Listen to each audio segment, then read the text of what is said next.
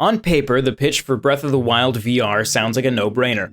One of the best open worlds ever crafted can only get better with a little extra immersion. No doubt under the right circumstances, this could be true, and perhaps one day those circumstances may come to pass. But unfortunately, we're not there yet.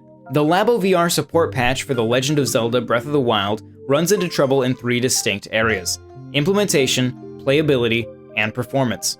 The concept of being able to freely look around Hyrule sounds great.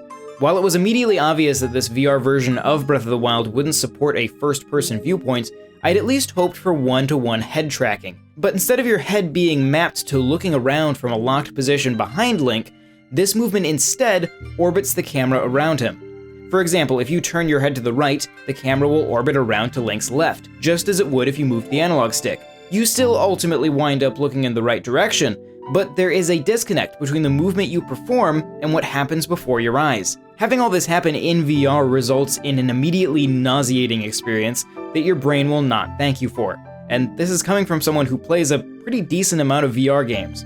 In contrast to Nintendo's Mario Odyssey update, which adds VR-focused levels, the patch for Breath of the Wild grants you free reign of the entire game in VR.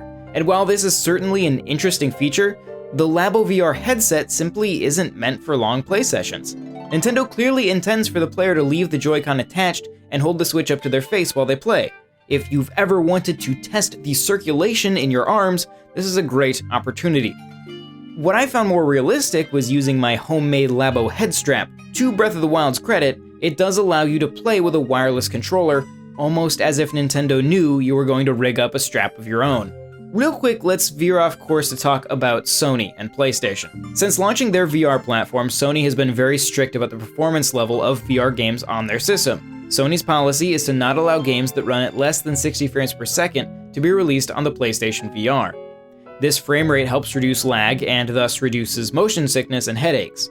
The Legend of Zelda Breath of the Wild is, at best, a 30 frames per second game. It is also a game that operates on a variable resolution. Given that Labo VR uses the Switch's portable setup, the best you can hope for is 360p per eye, half of the native 720p resolution. Breath of the Wild regularly dips below its target in both resolution and frame rate, resulting in some extremely rough moments. Like I said, I play a lot of VR games on various platforms. I'm a huge fan and supporter of the technology, and in general, I love the affordability with which Nintendo is approaching it.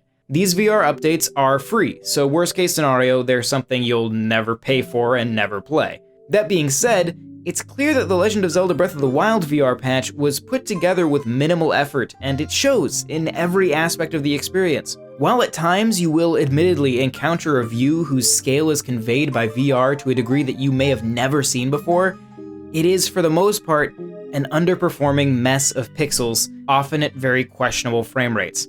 I hope Nintendo continues these VR updates, as I think there are plenty of games that could work wonderfully with this technology. That being said, if these updates are to continue, they must be held to a higher standard, more befitting Nintendo's history of game development. Thank you very much for watching, and if you enjoyed this video, consider subscribing to Nintendo World Report TV. You can also check out NintendoWorldReport.com for a whole lot more, and if you want to support both this channel and our site, you can check out Patreon.com/NWR. If you want to chat with us, there's a link to our Discord in the description.